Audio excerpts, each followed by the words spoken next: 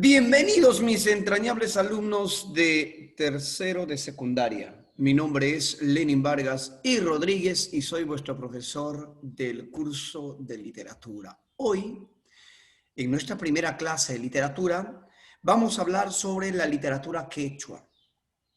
Vamos a centrarnos en la literatura quechua. ¿Cuál es el propósito de este tema, de esta clase?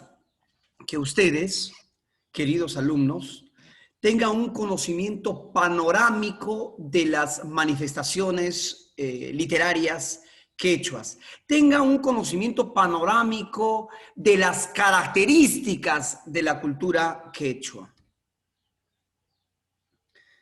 Bien, alumnitos, vamos a continuar.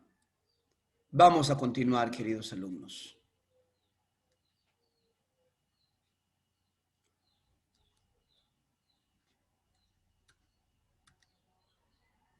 La literatura quechua. Cuando hablamos de literatura quechua, queridos alumnos, nos estamos refiriendo a la literatura compuesta en ese idioma.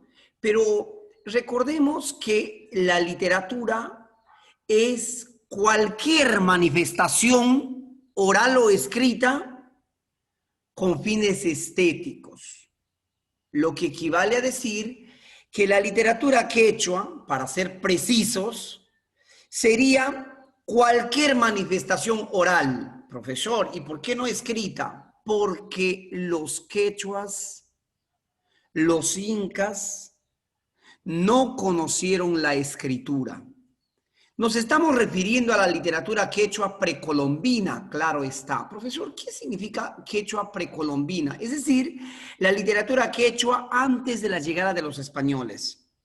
Porque después de la llegada de los españoles, mucho después de la llegada de los españoles, el quechua se convierte en una lengua escrita. Se empezó a desarrollar la tecnología de la escritura en el idioma quechua también. ¿De acuerdo? Entonces, esta literatura quechua de la cual estamos hablando es la literatura quechua antes de la llegada de los españoles. Lo que equivale a decir la literatura quechua precolombina. ¿Bien? Sería entonces cualquier manifestación oral con fines estéticos transmitidas en el idioma quechua o runasimi. Esta se difundió desde la época de los incas hasta la actualidad. ¿Actualmente existe literatura quechua? Claro que sí. Existen pueblos quechuas. Existe literatura quechua. Bien, alumnitos. Vamos a continuación a ver las características de la literatura quechua. Una de las principales características, como ya se adelantó, es la oralidad. Profesor, ¿por qué decimos que la literatura quechua fue oral? Porque la literatura quechua fue pensada en oidores, no en lectores. Porque no existió la escritura. No existió la escritura. Entonces, los poetas, los amautas, creaban la literatura y se almacenaba en la memoria de los poetas, en la memoria de los amautas. Se almacenaba en la memoria y se transmitía de generación a generación a través del relato oral. Ah, interesante. Se transmitía a través del relato oral.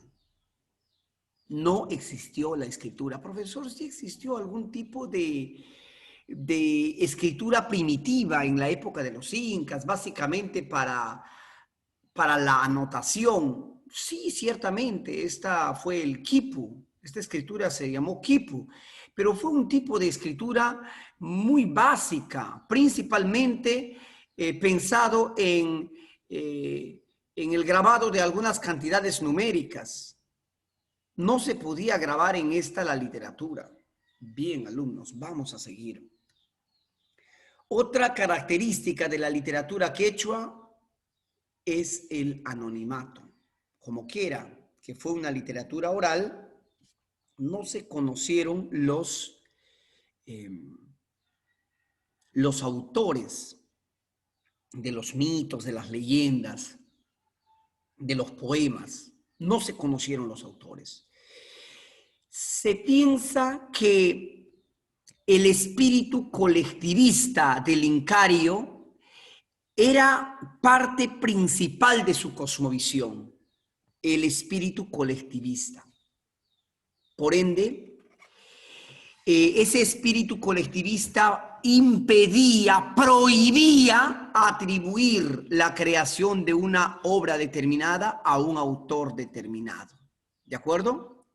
Impedía, como digo, atribuir una obra determinada a un autor determinado. Recuerden que el espíritu colectivista incario se vinculaba pues con el trabajo comunitario. Vamos a suponer que alguien del Ayllu, o sea, del pueblo, se va a casar. El Ayllu construía su casa, el Ayllu construía sus chacras, el Ayllu cooperaba y colaboraba con él en todo momento. Así era la cosmovisión, la forma de vida de los incas.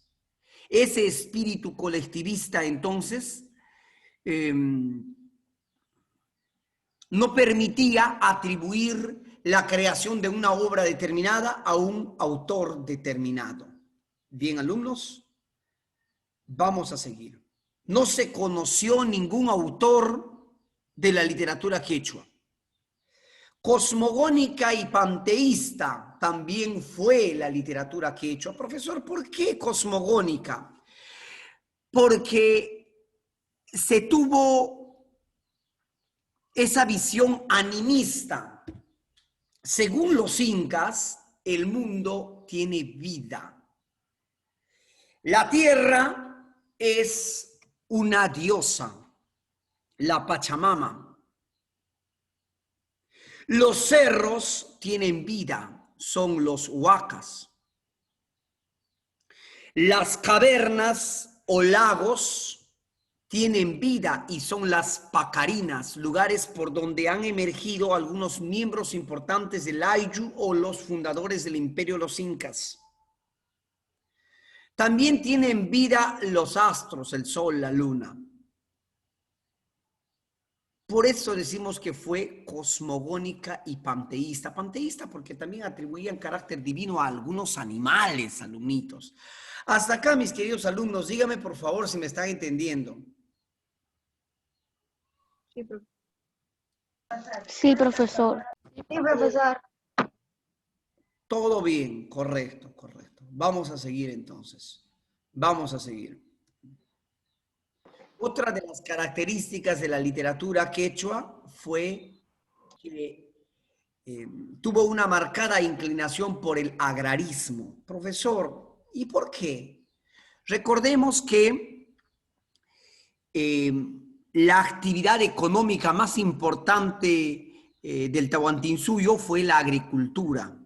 Y por esa razón es que la literatura se vinculó estrechamente con la agricultura, con algunos poemas, con algunas apologías a la tierra para recibir de esta grandes y generosas cosechas. Existe un pueblo en Cusco llamado Quero. También le conocen como los Pajos de Quero.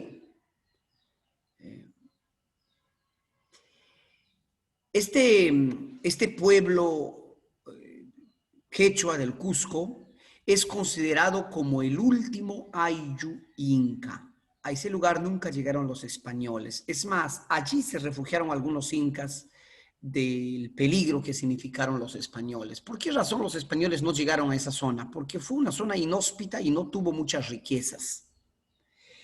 Este pueblo, como les decía, es conocido como el último Ayllu inca. Ahí se habla quechua, se piensa en quechua, la cosmovisión es quechua, las religiones todavía son quechuas. O sea, existen varios dioses.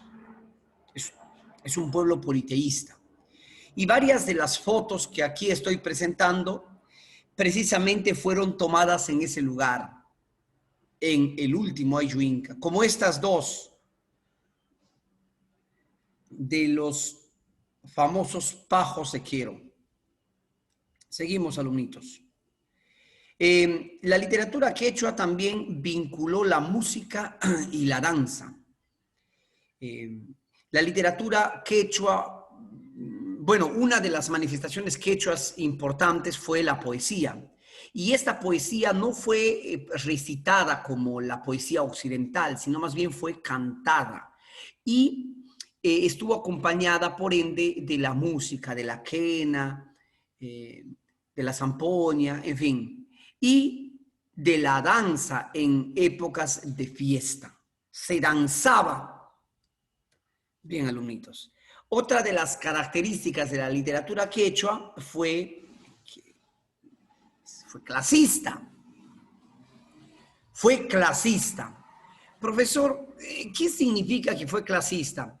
Bueno, a pesar que la cultura quechua, a pesar que en el Tahuantinsuyo no existía la propiedad privada, a pesar que el Tahuantinsuyo significó una economía socialista, sí hubo dos clases sociales marcadas, diferentes. Por un lado, la casta, vamos a decir, real, la realeza. La clase real estuvo integrada por el Inca y su familia. El Inca y los principales administradores del imperio. ¿De acuerdo? Esa fue la casta vamos a decir, la clase dominante, la clase hegemónica. Y por otro lado, la gran mayoría que fue el pueblo. Por esa razón es que la literatura quechua también presentó dos clases marcadas. Por un lado, la literatura oficial, que lógicamente perteneció a la realeza inca. Y por otro lado, la literatura popular, que perteneció al pueblo. ¿Quiénes eran los representantes de la literatura oficial? Eran los amautas. Y, profe, ¿y quiénes eran los amautas? Eran una especie de filósofos o maestros del Incario. Ellos enseñaban, educaban a los hijos de la realeza. Profesor, la literatura oficial, ¿qué géneros cultivó? El género épico, narrativo. Los grandes mitos fundacionales del imperio fueron difundidos por los amautas. Los mitos fundacionales, Manco Cápac, Mama Oyu, fueron difundidos por los amautas. ¿Qué más, profesor? Bueno, la religiosidad y los mitos vinculados con la religiosidad inca también fueron transmitidos por los amautas. Fueron transmitidos por los amautas, es decir, pertenecía a la literatura oficial, también las máximas y fábulas del imperio, cuyo fin era moralizar a los incas. Es decir, la literatura moralizadora, la literatura didáctica. Bien, alumnitos. Y por el lado de la literatura popular tenemos a los poetas populares llamados los arabicus. Estos arabicus transmitieron los poemas y las canciones, cuyas temáticas fueron el amor, el desamor, las cuestiones agrícolas, cánticos a los animales, los ayatakis o danzas fúnebres, algunos poemas o cánticos eróticos o sexuales eran transmitidos por los arabicos. Bien, acá tenemos algunas iconografías, mientras la literatura oficial mostraba pues a la realeza. Mostraba la realeza y algo más. También hubieron manifestaciones dramáticas que perteneció a la realeza inca, entre ellos los huancas. Bien, alumnos, díganme por favor, ¿tienen alguna pregunta? No, profesor. ¿Todo claro? No, profe. Sí, profesor, todo claro. Muy bien, alumnitos, seguimos. Géneros de la literatura quechua. Vamos a ver el género épico narrativo vinculado pues con los mitos fundacionales, el género dramático, por ejemplo, los huancas, por ejemplo, el ollantay, el género lírico vinculado con las canciones, el cacharpari, el urpi, yamaha, ayataki, en fin. El género didáctico vinculado con las máximas, con las fábulas y demás expresiones literarias con carácter moralizador, con carácter didáctico, con carácter básicamente pedagógico. Bien, alumnitos. El género épico narrativo. Acá tenemos al Inca. ¿Qué nos dice este Amauta? Los mitos y las leyendas que dan cuenta del origen, el quehacer y la esperanza de los pueblos, los hombres y los dioses. El género épico narrativo, vinculado entonces con los mitos. Acá tenemos el mito de Pacaritampu, el mito de Pariacaca y de Guayayo Carhuincho, el mito de Coniraya o Cuniraya o Viracocha, el mito de Con, el mito de Bichama y Pachacamac, el mito de Nailam, el mito de Viracocha, Mancocapa Jimamaoyu, la leyenda de Incarri, la leyenda de los hermanos Ayar. Hay una cosita que me interesa que entiendan a los mitos. Dentro de la cosmovisión quechua, así como el mundo de arriba fue el Hanampacha, el mundo de abajo, el mundo de los muertos fue el Ucupacha, el Caipacha fue el mundo de aquí, el mundo de los vivos, el mundo real. Para los incas el tiempo era una entidad no lineal, sino cíclica. Y cada uno de las eras, se llamaban, de las eras temporales, se llamaban Pachacuti. Un Pachacuti era una era. Profe, no entiendo. Claro, los incas conocieron muy bien a los pueblos pre-incas, desde los Caral, Chavín, Mochica, posteriormente Chimú, Lambayeque, Nazca, Paracas, el Imperio Huari, Tiahuanaco, en fin, todos esos pueblos eran conocidos por los incas. Y ellos habían analizado a estos pueblos, que cada uno de estos pueblos, de estas culturas antes mencionadas, habían surgido. Caral surge con sus respectivos dioses, con sus sacerdotes y sus dioses, pero luego el pueblo llega a una etapa de crisis, cuando ya la gente no cree en sus sacerdotes y decide creer en sacerdotes de otros pueblos y desaparece la cultura Caral. ¿Qué significa Caral? Su nacimiento, crecimiento, fortalecimiento y muerte. Es un Pachacuti. Lo mismo pasó con Chavín. Surge Chavín con sus nuevos sacerdotes, con sus nuevos dioses, florece, se expande y luego entra un periodo de crisis y muere. Otro Pachacuti. Es un tiempo. Muere una cultura, termina un Pachacuti y aparece otra cultura con otro dios.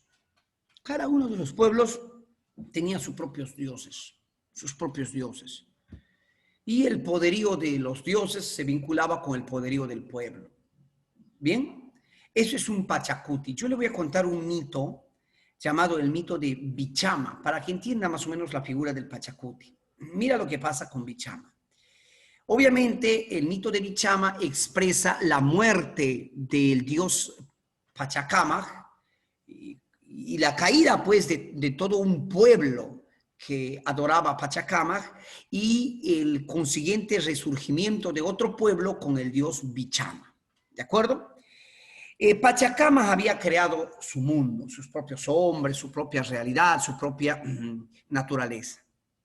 Pero ya se vivía en la fase final del pueblo de Pachacamac, del pueblo del dios Pachacamac.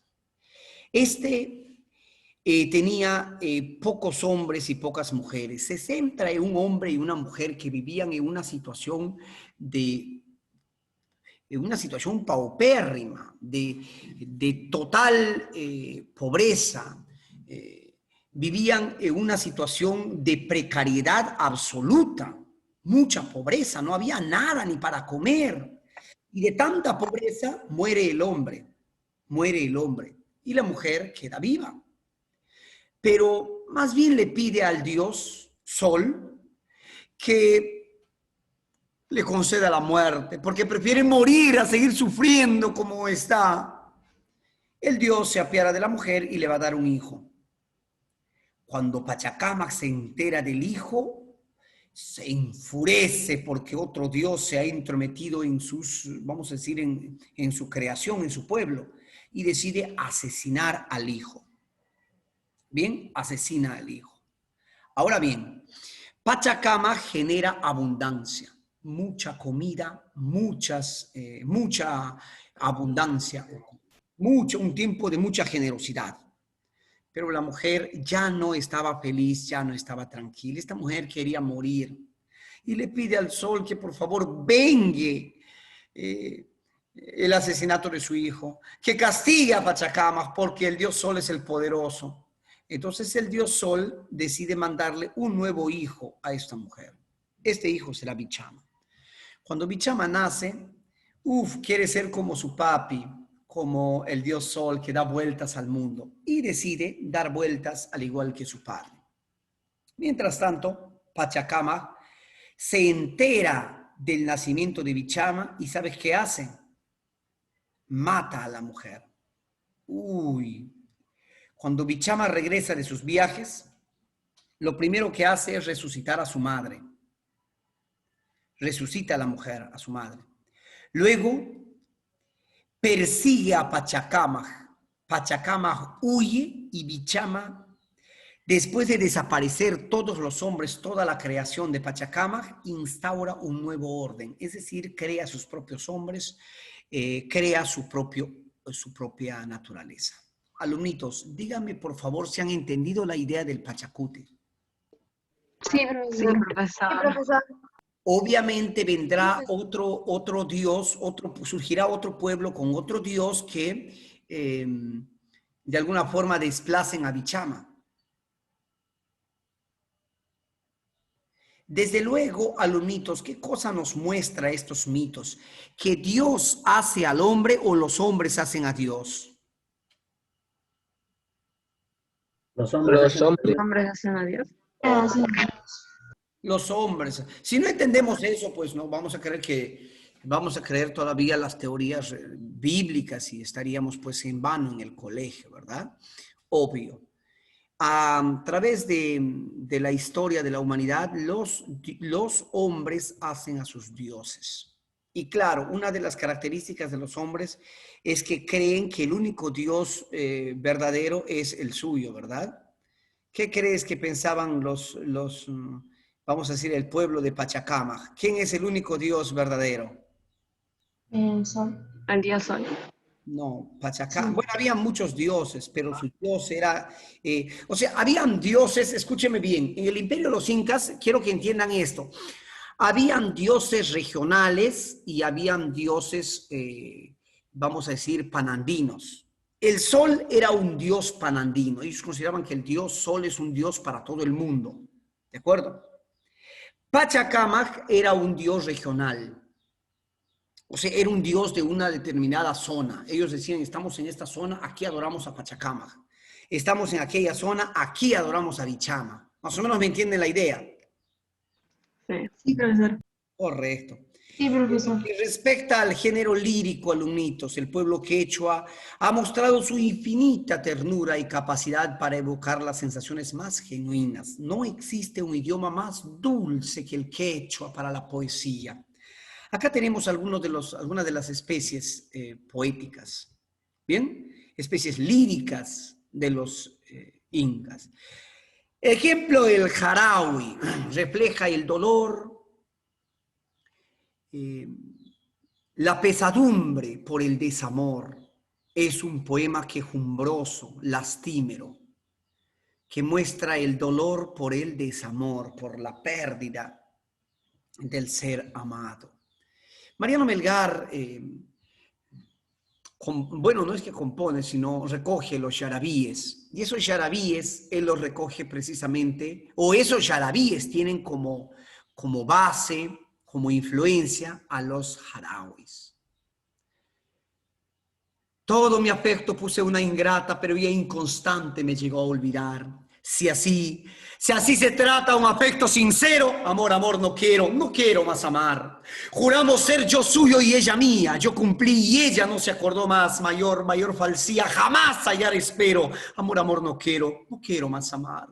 Mi gloria fue en otro tiempo su firmeza y hoy su inconstancia vil me hace penar. Fuera de acá bajeza que turbara mi esmero. Amor, amor, no quiero más amar. ¿No? ¿Qué te parece? El Aigi era un canto de triunfo. Ojo, canto de triunfo comparado a la oda castellana. El Aymoray, canto a la tierra, a las siembras y a las cosechas.